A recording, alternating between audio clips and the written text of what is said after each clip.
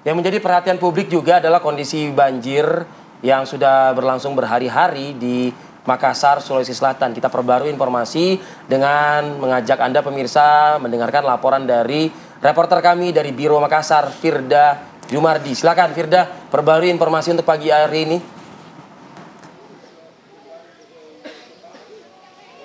Ya pemirsa, untuk informasi terkini terkait dengan banjir di Kota Makassar, jumlah warga terdampak hingga hari ini di 4 kecamatan di Kota Makassar, Sulawesi Selatan terus bertambah. Tercatat dari BPBD Kota Makassar ini sebanyak 673 kepala keluarga atau sekitar 2.551 jiwa ini masih mengungsi di 31 titik pengungsian yang ada di Kota Makassar. Dan titik terparah banjir di Kota Makassar adalah tempat saya melaporkan saat ini pemirsa di Kecamatan Manggala, Kota Makassar, Sulawesi Selatan, di mana terdapat 27 kepala keluarga atau terdapat 114 jiwa yang masih mengungsi di titik pengungsian, di mana warga memilih untuk mengungsi di dekat masjid-masjid terdekat di wilayah mereka.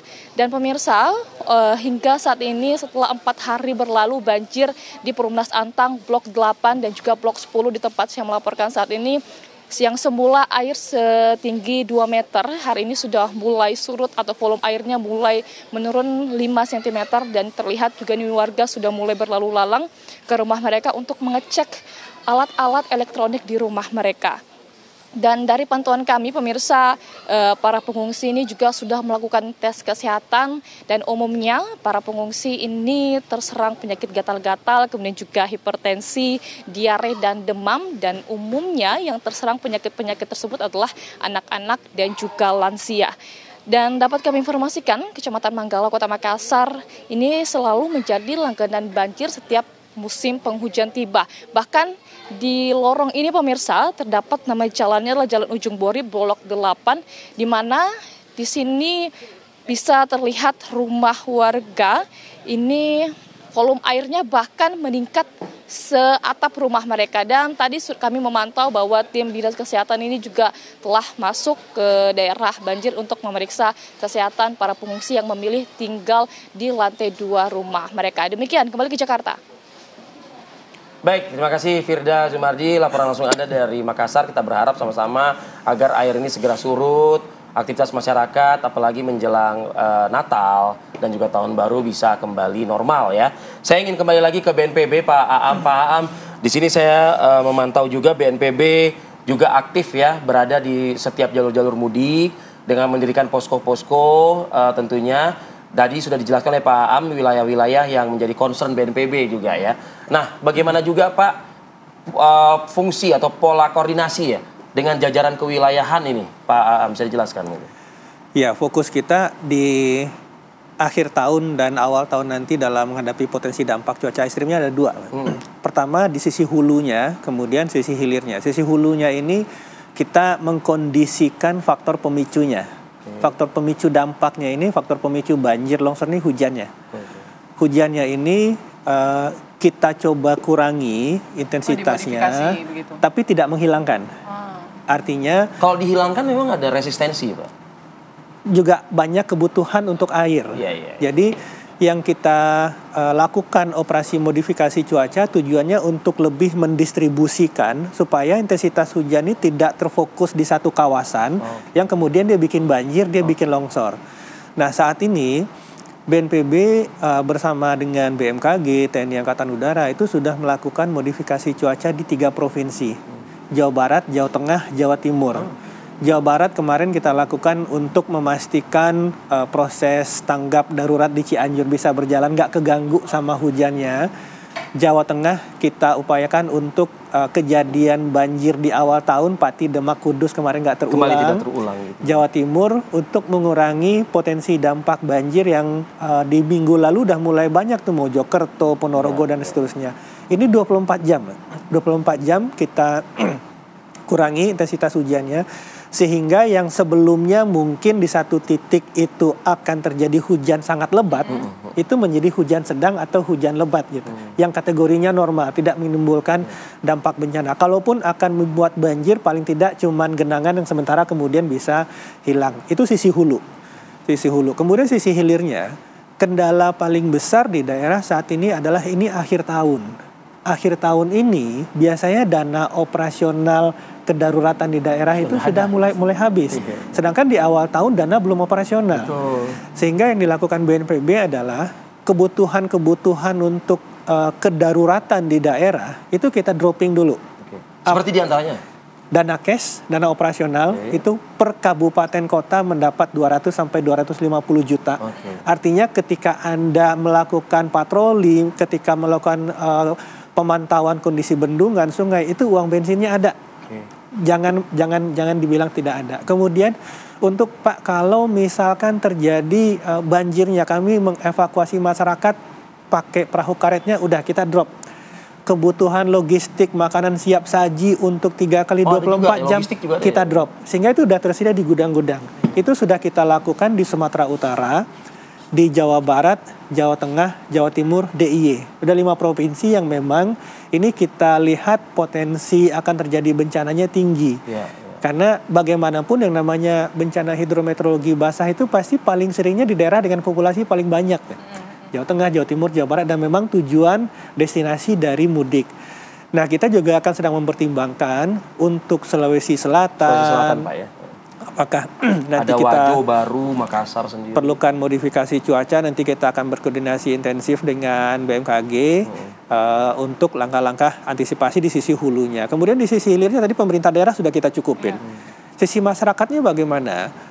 Masyarakatnya ini kita harapkan ketika terjadi hujan dengan intensitas tinggi, karena kan yang kita miliki perakiraan cuacanya ya, perakiraan cuaca. Kita tahu misalkan nanti malam misalkan BMKG bilang Jabodetabek hujan intensitas tinggi, tapi kami kan nggak tahu nih di BNPB ini kita nggak tahu ini banjirnya akan terjadi di mana dan kapan gitu. Kita nggak tahu juga. Kita nggak tahu longsornya akan terjadi di mana dan kapan. Kalau kita tahu ya udah kita standby di situ gitu ya. Nah, sehingga yang kita lakukan adalah di setiap kami rapat koordinasi di provinsi, kita undang seluruh kabupaten kota dan Dim, Polres, dan Rem dan Polda, kita minta bantuan Pak Polisi, Pak TNI, Pak Babinsa, Babin Kamtibmas, Pol PP, Pak RT, setiap kali hujan intensitas tinggi, bapak-bapak keluar dong, bantu kami patroli. Dipantau terus ya, jadi bantu kami tidak pantau. Menunggu sudah tinggi baru dievakuasi masyarakat. Nanti kalau misalkan nih debit sungai makin naik nih, sebelum melimpas, tolong bantu kami evakuasi warga gitu. Nah, di sisi lain, ketika polisi, tentara sudah memerintahkan untuk mengevakuasi masyarakat, kami menghimbau warga di tempat yang biasa terdampak banjir patuh gitu. Karena kita punya pengalaman, Mas, di Sukabumi kemarin ada satu warga yang kemudian menjadi korban, itu sebenarnya sudah diajak keluar, sudah keluar, tetapi mengambil lagi sesuatu ke rumah. Balik lagi karena melihat rumah saya ini nggak terdampak. Kondisi. Begitu yang bersangkutan sampai di rumah, dilalahnya itu dampak longsor. Jadi semua pihak, hulu hilir, hulu kita kurangin, hilir pemerintah daerah kita lengkapi, kita cukupkan untuk kebutuhan kedaratan, masyarakat patuh, TNI Polri tolong bantu kita untuk melihat situasi. Padahal upaya mitigasi sudah sering ya Pak dilakukan terhadap masyarakat ya Pak ya? Ini karena hujan ini kan fenomena harian ya. Kadang-kadang ada yang namanya risk bias.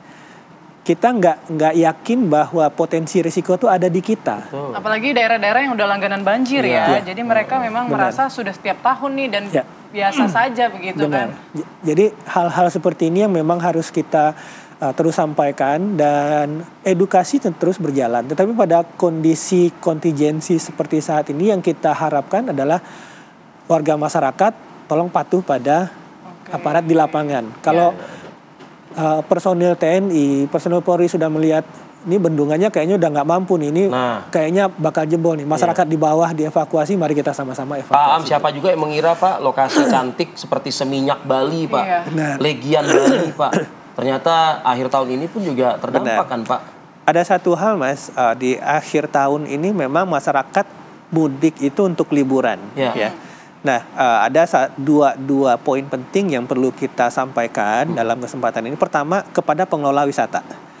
Ini terutama wisata air atau wisata di tempat yang outdoor. Pastikan tempat-tempat wisata Anda ada jalur evakuasi dan titik kumpul. Pastikan itu. Dan kita sebagai traveler, kita sebagai wisatawan, kita akan menikmati waktu bersama keluarga tercinta.